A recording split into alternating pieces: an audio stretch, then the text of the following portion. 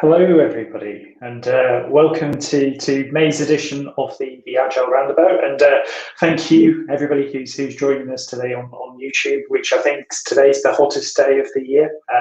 So I'm going to say tentatively that summer has arrived, but you know, as soon as I say that tomorrow, it'll be pissing it down. So apologies if I put a bad omen on the nice weather that's coming up. So this month's event, we're focused on predictability and whether Agile breeds predictability.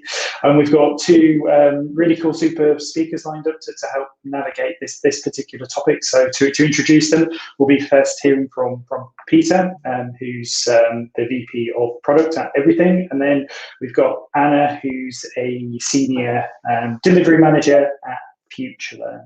So I'm sure you all know this by now, but my name's Jonathan, and I run and host this tech meetup. We're part of a larger group called the Roundabouts, and if you've not looked at some of our other events or other meetups, we host meetups which cover topics such as JavaScript all the way through to UX, so definitely check other events out if you haven't done so already.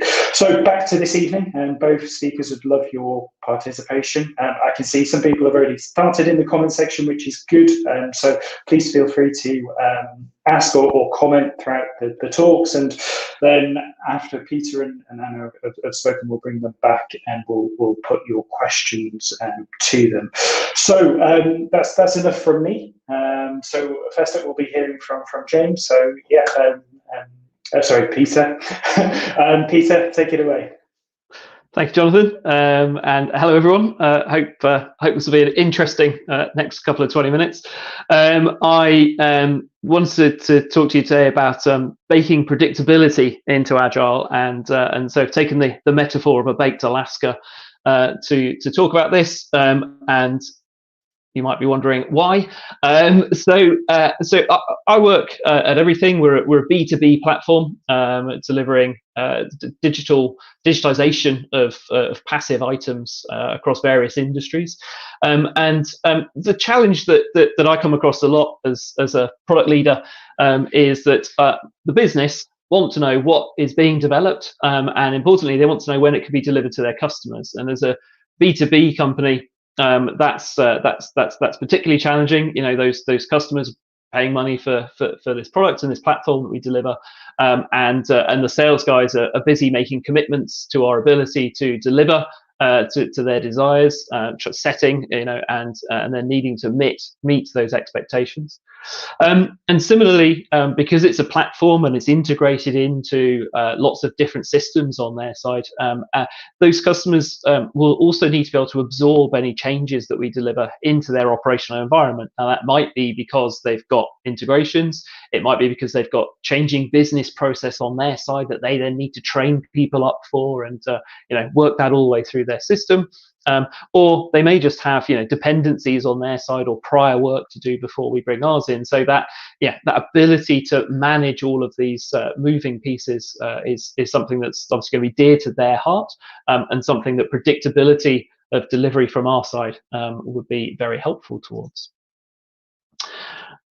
So, you know, traditionally, waterfall processes are aimed to deliver this type of predictability in nice chart that shows you exactly what you're going to have to do, exactly when it's going to be delivered, so that then all those dependencies can be managed.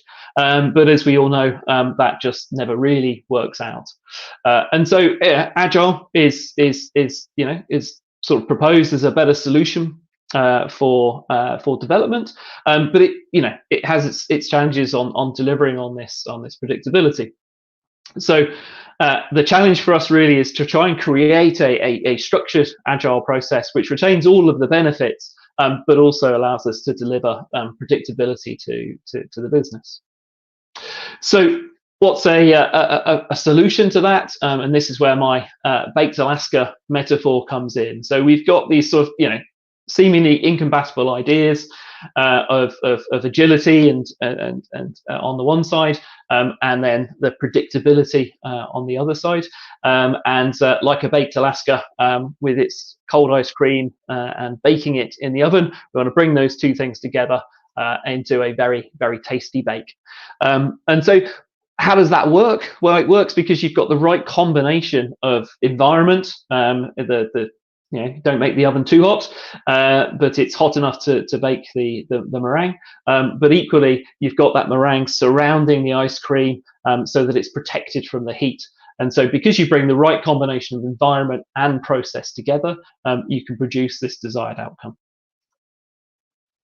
So what's the recipe for us? The way that we look at this is we create a roadmap, and our roadmap is full of intent and documents our direction of travel, but it doesn't make delivery promises. So we have a sort of a 12-month roadmap, talks about the areas that we want to work in. It talks about the sorts of outcomes we want to deliver, and they're sort of nominally bucketed into quarters, but there's no commitment to that. This is just to give a view of what we intend to do. We then separate the process of our planning and of our development. So those two things happen as very independent processes, but there's clear touch points that are in there to make sure that we have alignment between both on a frequent basis. And we create the right business environment, and that our business understands this process. They understand that they have a roadmap of intent, but they understand that we're also going to give them on a quarterly basis a quarter's worth of predictability.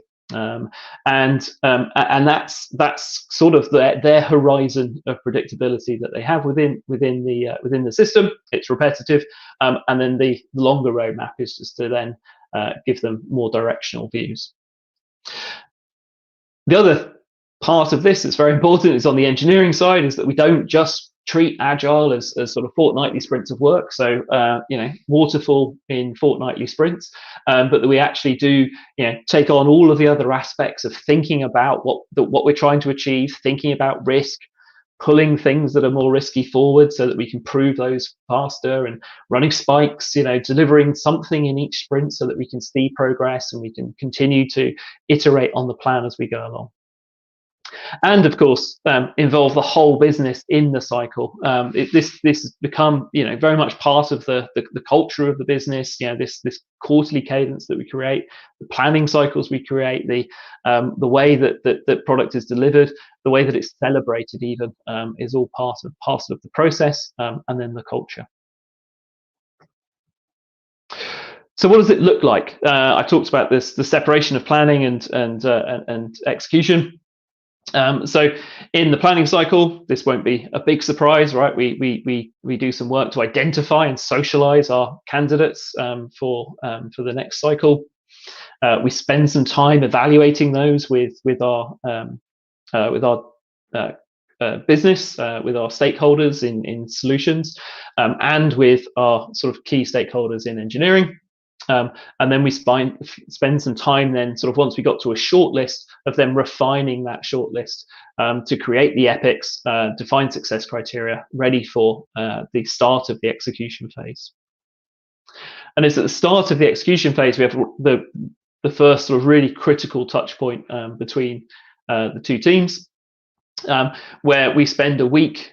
We call it the sprint zero. So we spend a week looking at what we would like to do out of that short list, the prioritized short list, running spikes to understand our ability to deliver on some of those things. Let's running spikes to understand what a potential solution might look like.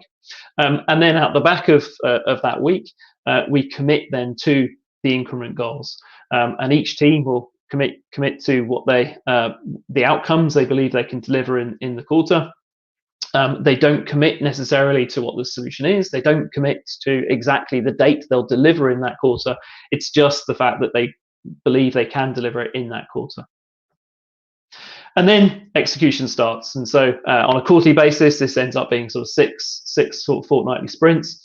And that works off the backlog that belongs to the increment goals. And so we have each quarter we create the increment backlog from those committed goals, and we then work through that in a prioritized manner, sprint by sprint, run by the product owner, owned by the engineering team, with touch points in at the end of each sprint with me and my product managers just to check on progress, to check on prioritization calls, and to understand then how we're performing against what was the expected delivery. And that's not to, and that's just so that we can then be reacting to change. So as we learn more about the goals that we committed to, are they still realistic? Do we need to start to change and set expectations down at the deeper end of the lower priority items if things start to look like they're going to move out further? And then there's some supporting of the refinement, because of course these things aren't running as one long line as I've referenced it there. Actually, you've got things happening in parallel. So whilst we've got the execution phase of going on of one increment, we're already planning the next increment out, and so these things are working in parallel. I talked a little bit about the celebration for all of this and how we do it, and just to sort of give an idea of what that means. So the increments are, we'll say they're quarterly long, which is very handy, because it sort of aligns with business cadences, and so you can talk to customers about the Q2 increment, you can talk to them about the Q4 increment, but internally we like to name these different increments, and we name them alphabetically after foods.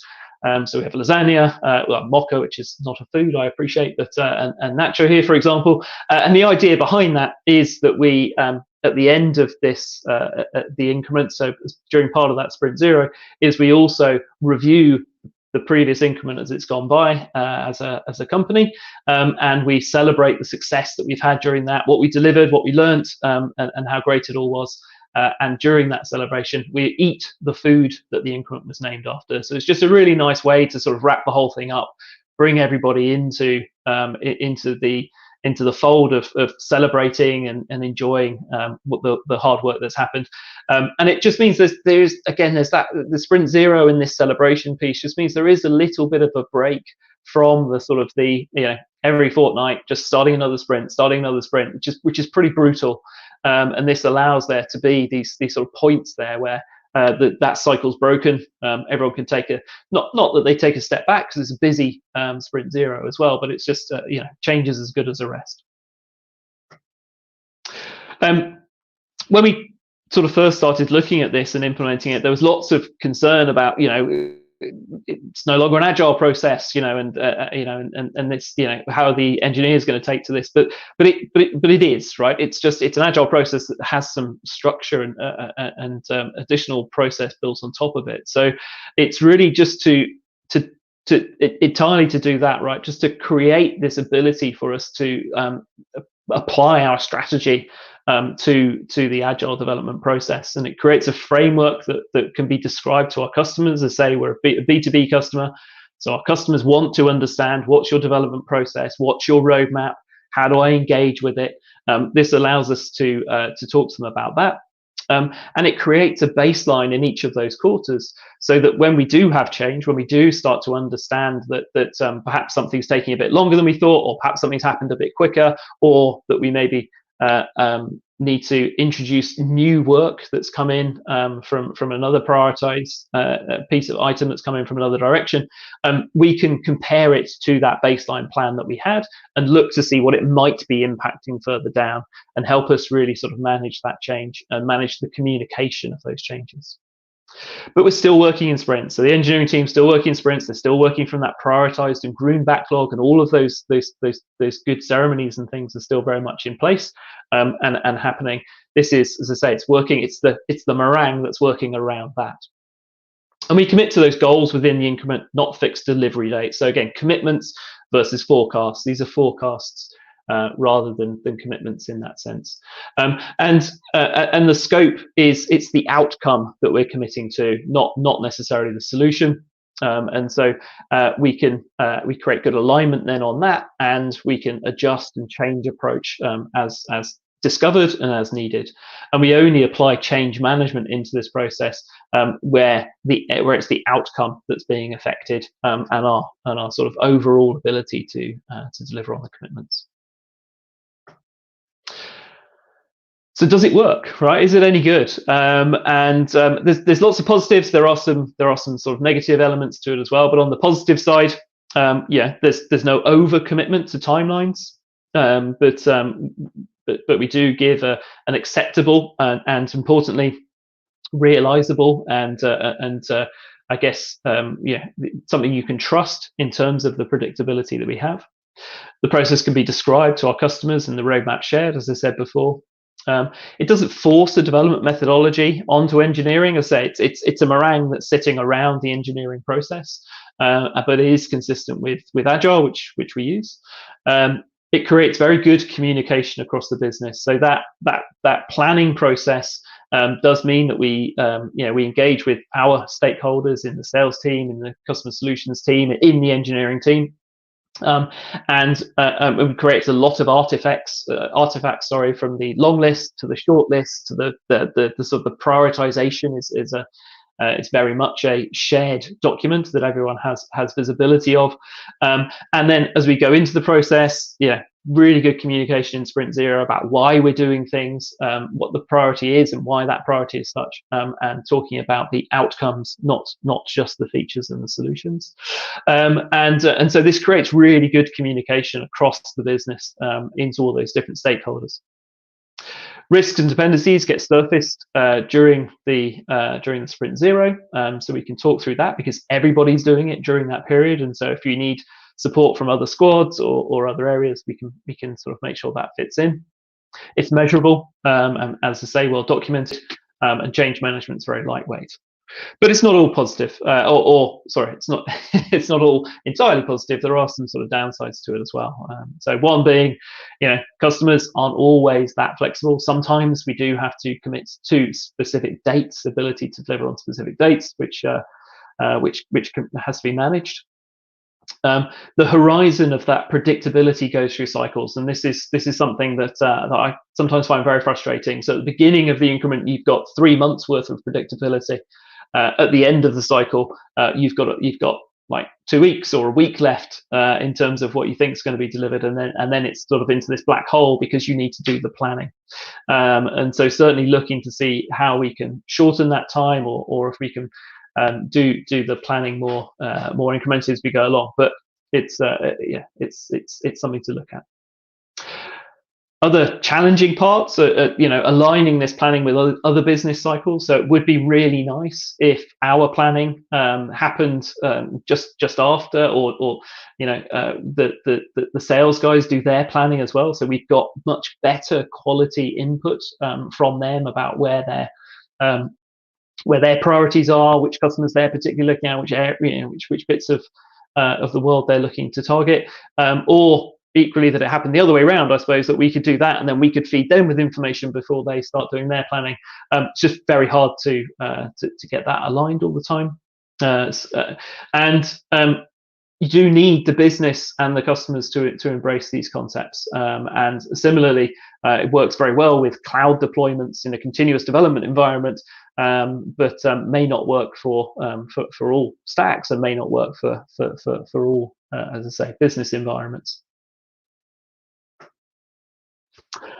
That's kind of it. So a bit of a whistle-stop tour. I was conscious of time, not wanting to eat into any of Anna's time as well, but hopefully it's given you a bit of a view of what we do. Cool, thank you for that, Peter. And as I say, we'll bring you back at the end after Anna's done her talk, and we'll have a little bit of discussion about both your talks. So next we're delighted to hear from Anna and hear a little bit more about what she's been up to at FutureLearn. Thanks, Jonathan. Thank you, Peter. I really liked all the sort of clarity and transparency that you've built, and also that your increments are named after food. I'm going to maybe steal that. Right, okay, so hi everyone. I'm going to talk about some metrics we collect at FutureLearn and what they tell us about our predictability within the context of agile ways of working. So FutureLearn is an online social learning platform. It was formed in December 2012 by the Open University.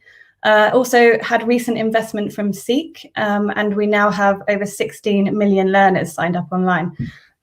when I was looking at my notes for this slide, I had 8 million learners signed up worldwide on the slide, and I realized that either we'd grown very quickly or I hadn't done a talk in a long time, but we have. We are in scale-up mode, so we have grown very quickly. We've hired lots of new people, lots of new capabilities and skills across the business during lockdown, including my own team. So I hired and onboarded my team remotely, and we only recently met in real life, which was lovely. The purpose of FutureLearn is to transform access to education, and the mission is to deliver world-class education, 100% online, on demand for everyone. FutureLearn has one of the strongest product cultures I've worked in. I thought I'd written strangest there. One of the strongest product cultures I've worked in. It was set up on really great foundations, and those have been carried all the way through. It's also the closest to agile ways of working and principles that I've experienced, which is really wonderful. Just a little bit about me. So I was born a product manager, but I've left that world behind a few years ago to become the agile delivery manager I am today. These are some of the places that I've worked at or with or for. And at each of those, my focus has always been on building strong multidisciplinary teams of people that get stuff done. So when I first started at FutureLearn 2 years ago, I was their first delivery manager. They had multidisciplinary teams working on defined areas of the product. If you've read team topologies, these are the stream-aligned group. And then they have specialist support sitting outside the teams too. So these are the enablers that help those stream-aligned teams overcome obstacles or detect missing capabilities. FutureLearn had scaled to the point where they wanted me to come in as a bit of an experiment with a new role and a new area of expertise to start with one of those stream-aligned teams and give the leads time back to focus, and eventually for me to grow the delivery management discipline and improve our delivery practices across the whole product group. So there's me 2 years ago. My hair was a bit shorter, joining my first team. So the first question I was asked by leadership, not by the teams, when I arrived was, how can we make the teams faster? So there's a question back here around, well, do we want to be delivering more or do we want to be delivering more value? But first, let's look at actual team speed. So that was the question. And the reason I'm talking about speed is that this investigation piece gave me the metrics by which we can then assess our team predictability. So I asked, well, what is the pace of delivery now? Because we couldn't answer that in an empirical way. There was no data on it. So I started collecting data points on team delivery speed and cadence. There are lots of different types of metrics that contribute towards delivery speed. And I looked at both engineering metrics and flow metrics and also team health metrics as well. So first with the engineering metrics, I grabbed some lovely tech architects and tech leads, and we looked at software delivery, and we benchmarked ourselves against the State of DevOps yearly report. So we looked first at deployment frequency, because I thought, well, are we slow with our releases? But as of summer 2019, this is 2 years ago, FutureLearn were deploying on average 2.6 times per day. And this will have likely gone up with improvements made to the pipeline over the last couple of years. So we're in a good category there. We're not slow there. So then I looked at lead time for change, or like commit lead time. And that was 1.1 days median a year ago. And this will have gone up as well. So we're not slow there either.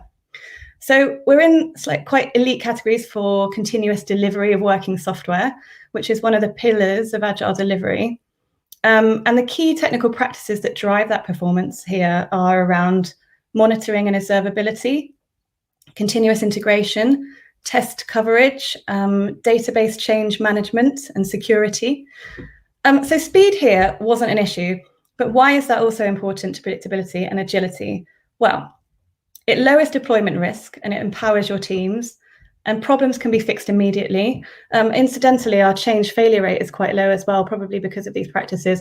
And both of these mean that we can learn fast and continuously iterate. Iana Bastow explains this way better than me here, and apologies if that's a bit small to read, but I can share my slides after. That's absolutely fine. I'll put them in the Agile Roundabouts channel.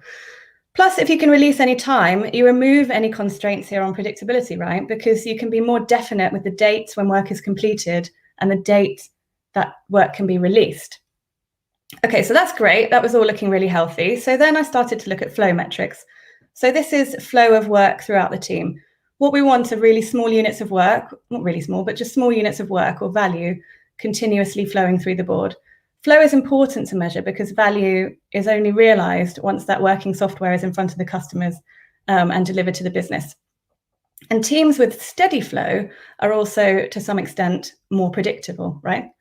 So the first thing I looked at was cumulative flow or throughput. This is a Trello plugin here that we're looking at called Get Corello, and it spits out these nice data visualizations.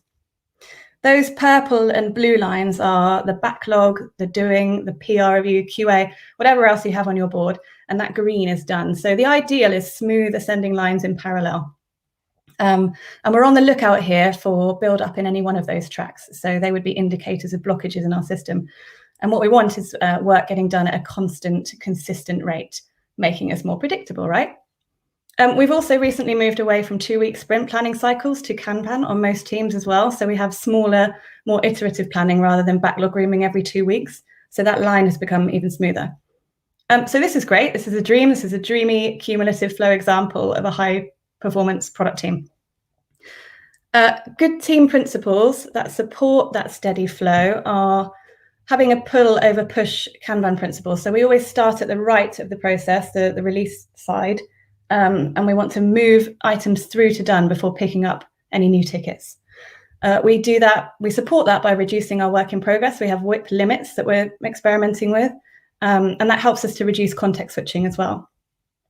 We also help other people with their tickets. We have lots of pairing. We also have lots of interdisciplinary pairing to make sure that we have good dual track agility of supporting both discovery and delivery in parallel so that there's always well-shaped and understood work coming through.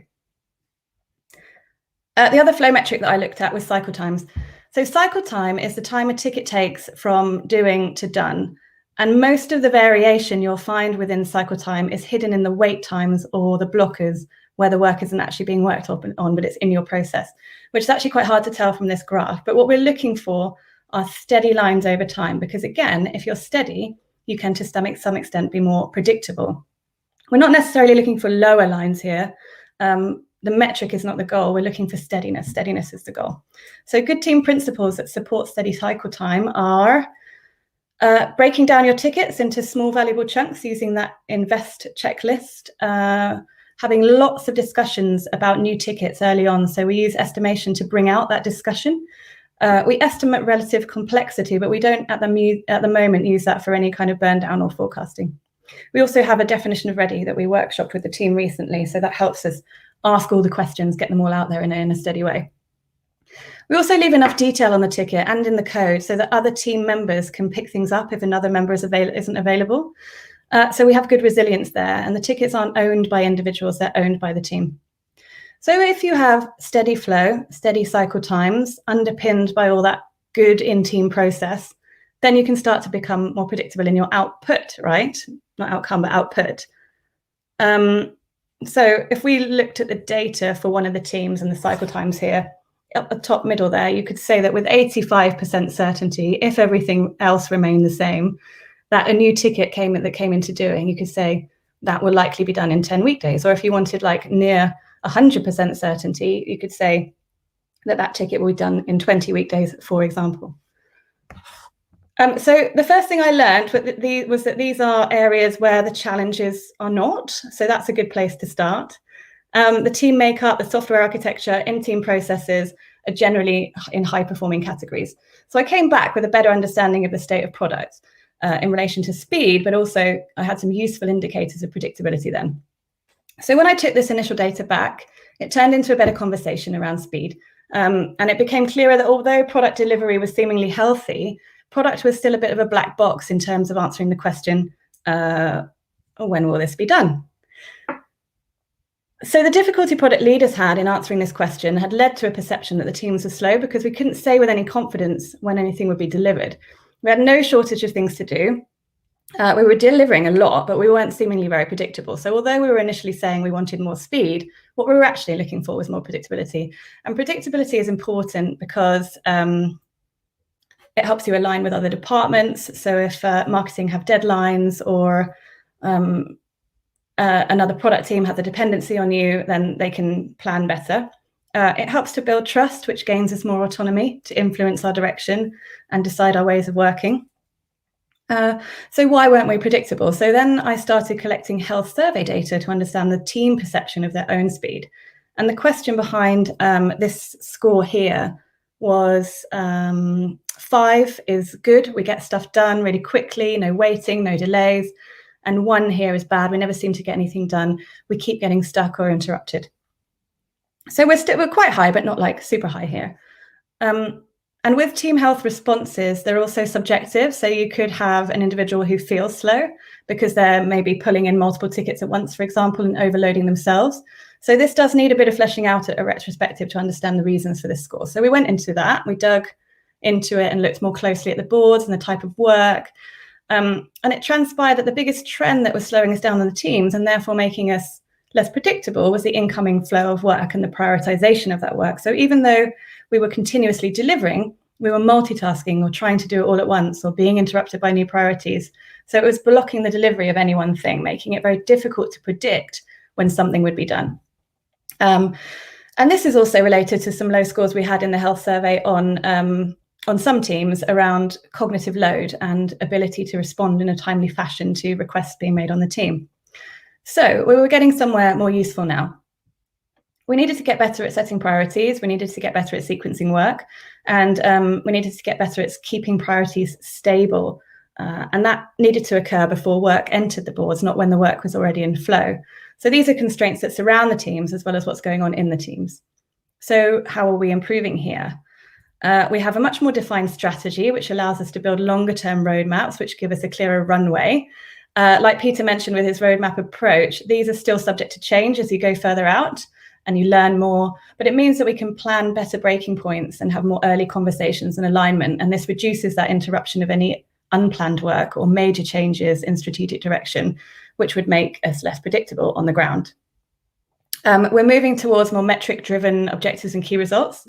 So these are quarterly for the moment, but we're working to make this more of a continuous conversation so that we don't have those kind of bumps every 3 months.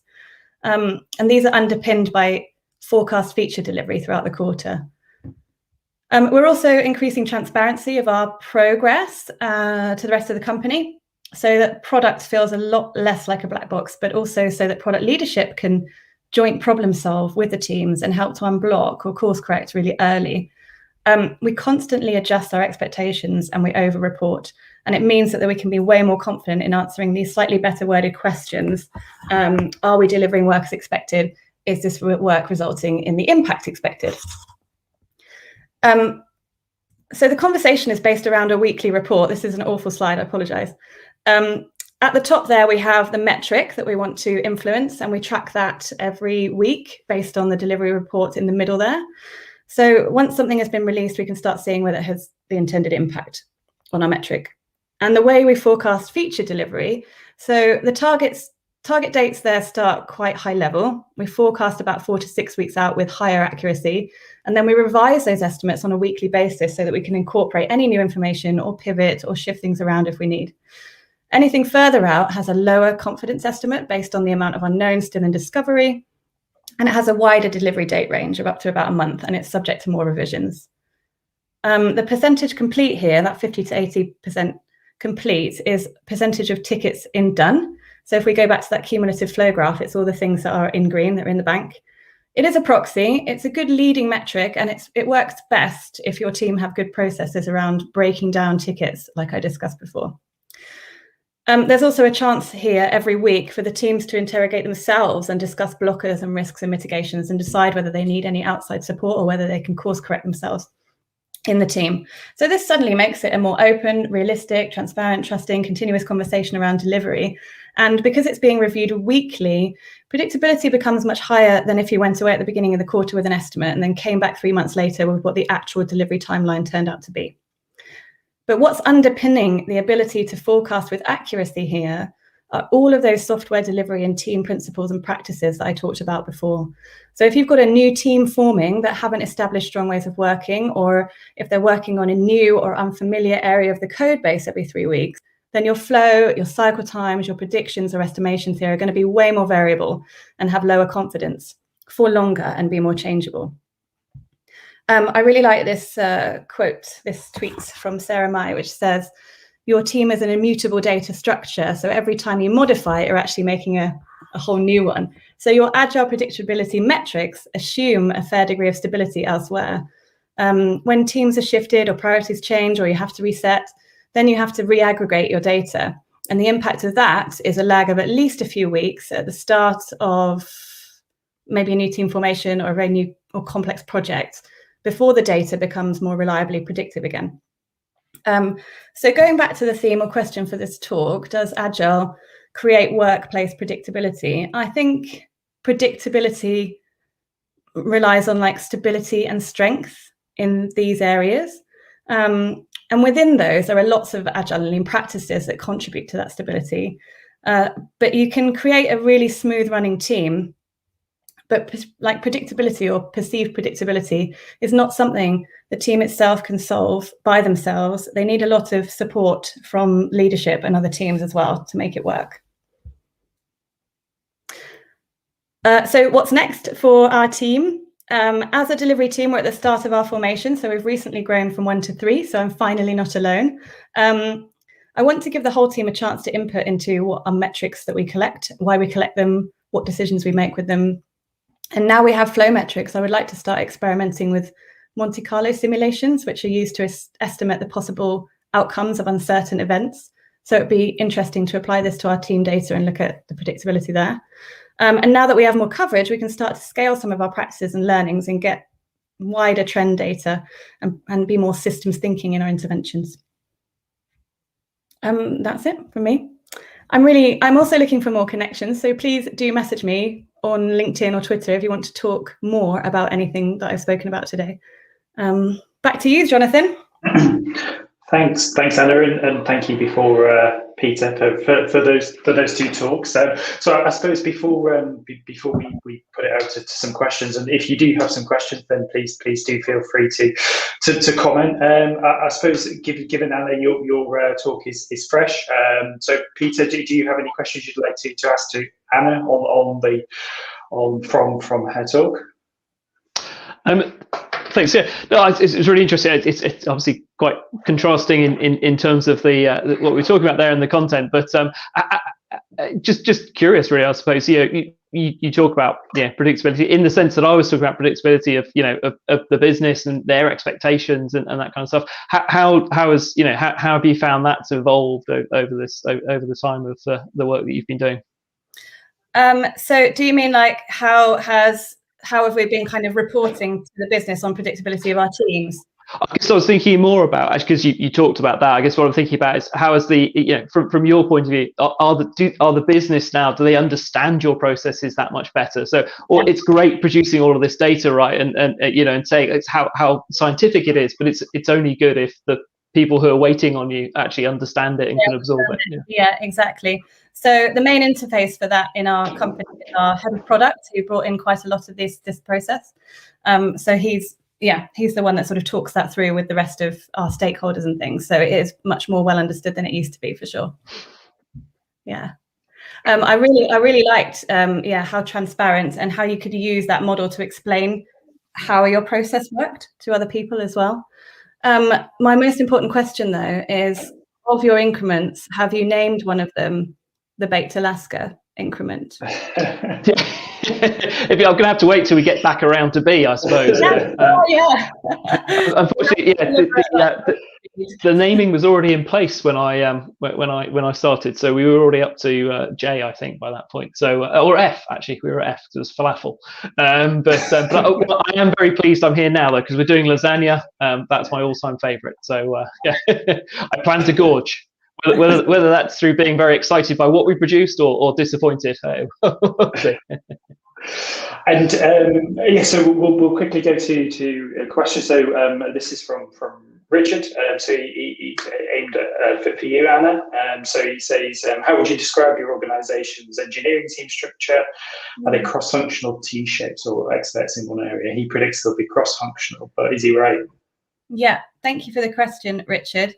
I don't want to do our engineering team I don't want to say the wrong thing, in that how I understand it, right, is that our teams our engineers on our teams are full stack, and then we have a tech lead that does much more of the pairing with the product manager on thinking about the future and setting our writing our initial tickets and doing some of that forecasting.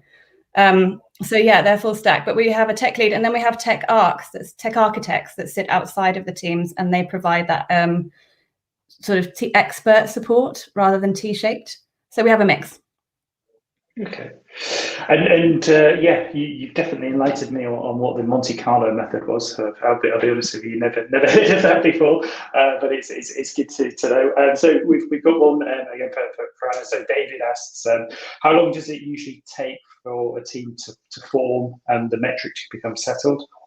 Yeah, that's a really good question, David. What I found when I was thinking about scaling practices was the more teams that you have, the more you can bring good sort of high performance culture over to the second team. So if you kind of seed a new team with people that already have that high performance or those practices, then you can level up on that new team a little bit faster.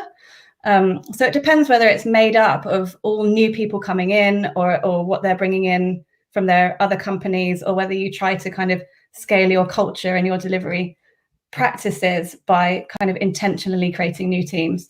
So the long and short of that answer is it depends. If you try and kind of seed the culture of a team that was already high performing, then you can shorten that time.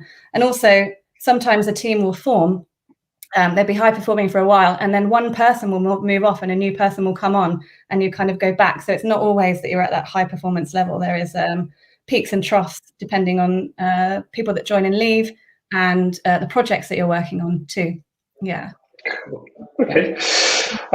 Well, so I think we're a bit shy of questions today. It must be I could jump in with another if you like, Jonathan. Yeah, no, but yeah, and you talked there about if it's the right David Gray, he's our Scrum Master. And also just curious, you talked about any change can have a big impact on your predictability. Obviously. Yeah. Now, I presume a lot of your teams have now been working remotely, so have moved from being office based. So I presume to remotely. How's that impacted your predictability? Has that had a big impact? Have you then had to sort of wait for that to sort of settle down? I would say that it didn't impact immediately because we already had quite a runway of work.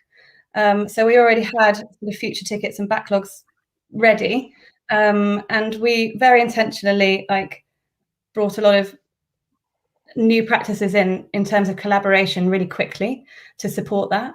So I would say it had minimal impact. I don't know have you found that as well?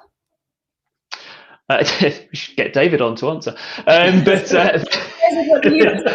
I think, well, I mean, for us, I mean, a lot of our we have our a lot of developers out in Belarus, actually in Minsk, and we have some in London, and a lot of our business is in Switzerland and New York. So we were already quite dispersed, and so for us there was, yes, obviously it had an impact, and people were suddenly all working from home individually, but we were already quite used to working in that distributed manner. So not as much as it could have done. Yeah, for sure.